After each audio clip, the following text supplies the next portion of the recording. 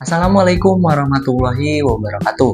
Perkenalkan, nama saya Samsul Farhan Harun dari Prodi Ilmu Komunikasi. Di sini saya mau menyampaikan pidato dengan tema dampak media sosial terhadap kesehatan mental di kalangan mahasiswa. Apa kabar semua? Semoga selalu dalam keadaan sehat. Tutor dan rekan-rekan yang saya hormati. Seperti yang kita semua tahu, kehidupan sehari-hari kita sekarang sudah tidak lepas dari perangkat digital. Mulai dari smartphone yang kita pakai untuk scrolling sampai doom scrolling, atau laptop yang katanya dipakai untuk tugas kuliah padahal lebih sering buat nonton drakor. Ya, perangkat digital dan media sosial beserta informasi di dalamnya sudah menjadi bagian dari kehidupan kita. Namun, di balik kemudahan dan berbagai informasi di dalamnya, ada sisi lain yang sering kita tidak sadari, yaitu dampak terhadap kesehatan mental kita. Dalam penelitian yang dilakukan terhadap mahasiswa Fakultas Kesehatan Masyarakat Universitas Mula Warman, ditemukan bahwa 24,5% mahasiswa mengalami stres sedang, 10,5% mengalami stres parah, dan 6% mengalami stres yang sangat parah. Angka ini menunjukkan bahwa tekanan psikologis akibat akademik ditambah paparan media sosial semakin mempengaruhi kesehatan mental mahasiswa. Bahkan kemudian muncul fenomena alone together, di mana seseorang tampak selalu berhubungan di media sosial, tetapi justru merasa semakin kesepian.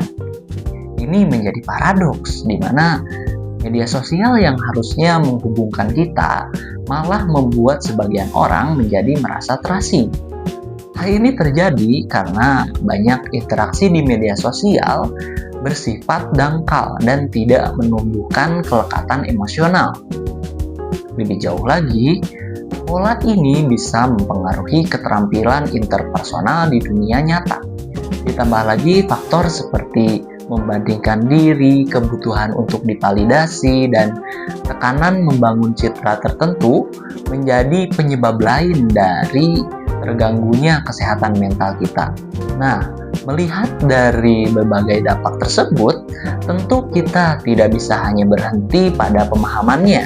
Kita perlu mengetahui langkah-langkah yang konkret dan bisa kita lakukan agar penggunaan media sosial tetap membawa manfaat. Oleh karena itu, penting bagi kita untuk memahami strategi bagaimana menjaga kesehatan mental di era digital ini. Nah, untuk menjawab hal itu, aku sudah membuat strategi sehat. Apa itu sehat?